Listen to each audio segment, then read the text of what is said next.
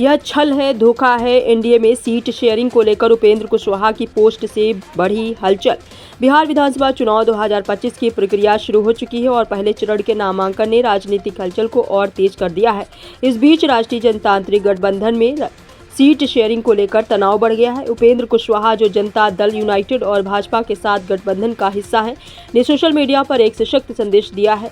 उन्होंने ट्वीट किया है कि सीट बंटवारा उनके लिए छल और धोखा जैसा है। उनका यह बयान राजनीतिक गलियारों में चर्चा का केंद्र बन गया है और एनडीए में खींचतान की स्थिति पैदा कर दी है।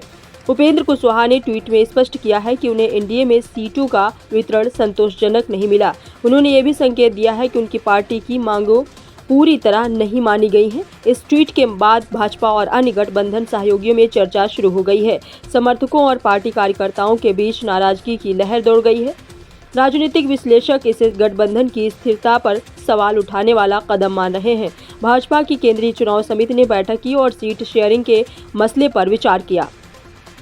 बैठक में उपेंद्र कुशवाहा की मांगों और अन्य सहयोगियों की स्थिति पर विस्तार से चर्चा हुई। सूत्रों के अनुसार जल्द ही प्रत्याशियों की अंतिम सूची जारी होने की संभावना है। इस बैठक का उद्देश्य गठबंधन में संतुलन बनाए रखना और किसी भी प्रकार के मतभेद को कम करना बताया जा रहा है। राजनीतिक जानकारों का मानना है कि उपेंद्र कुशवाहा का ट्वीट गठबंधन को समय पर समझौता करने के लिए मजबूर कर सकता है। बिहार में सीट शेयरिंग का विवाद चुनावी रणनीति और गठबंधन की मजबूती पर असर डाल सकता है। उपेंद्र कुशवाहा की नाराजगी गठबंधन में आंतरिक तनाव को दर्शाती है।